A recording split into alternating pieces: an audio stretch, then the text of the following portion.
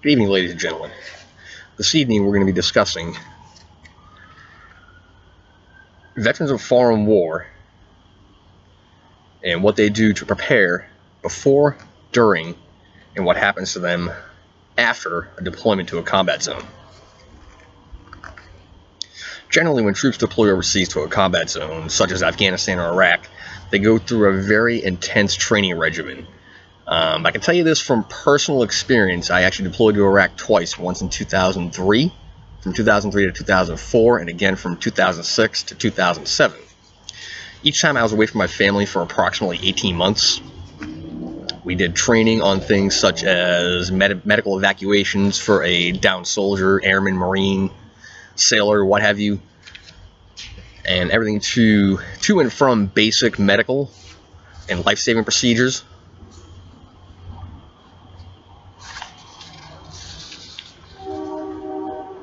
You know, the hardest thing that I ever had to do while I was deployed overseas was be away from my family.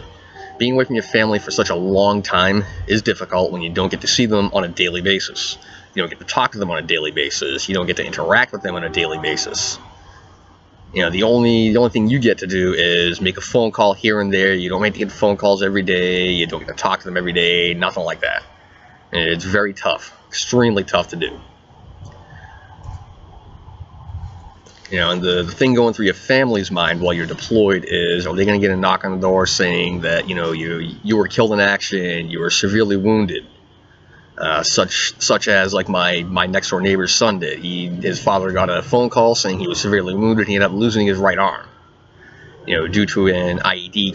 It's called an improvised explosive device, a roadside bomb they like to use out in Iraq and Afghanistan.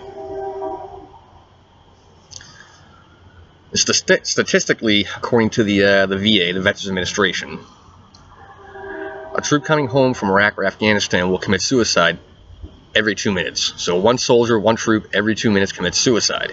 And that's a statistic disseminated from the Veterans Administration. This is unfortunately a sad fact of the aftermath of combat in both of those areas. They're not nice places to go to. You know, there are many other issues that the soldiers are coming home with, you know, such as post-traumatic stress disorder, as I have myself. They have traumatic brain injuries, loss of limb, or the worst thing you could ever see is have a friend of yours get killed in action in the field and you actually witness it. And the VA has actually become a lot better with taking care of the soldiers, I'd say, at least in the past 10 years that I've seen.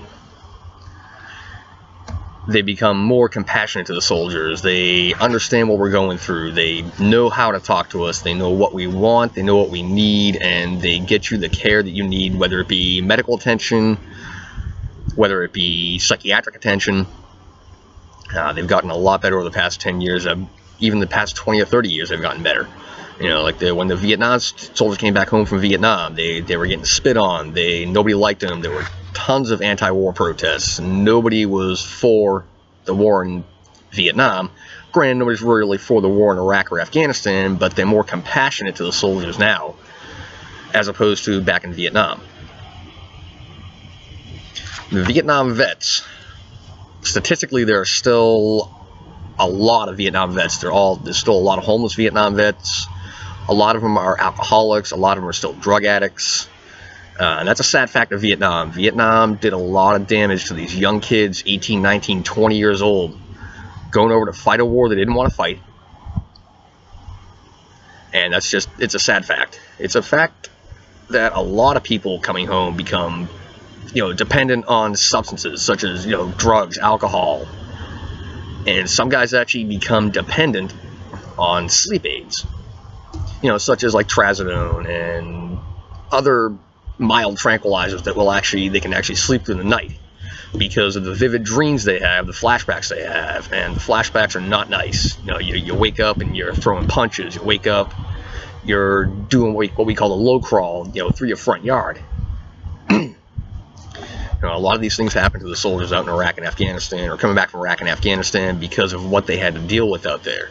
They had to deal with combat, and it's not conventional combat. It's guerrilla warfare, similar to what they had to deal with in Vietnam, hiding behind bushes. And now these guys are hiding in buildings behind berms. They're setting roadside bombs with timers, and they just set the timer and walk away. That's it. So as we the troops continue our battle with the aftermath of being in a combat zone, I ask you this. What if it were your son or daughter, husband or wife, brother or sister, who had to deal with these effects the rest of their life? What would you say to them?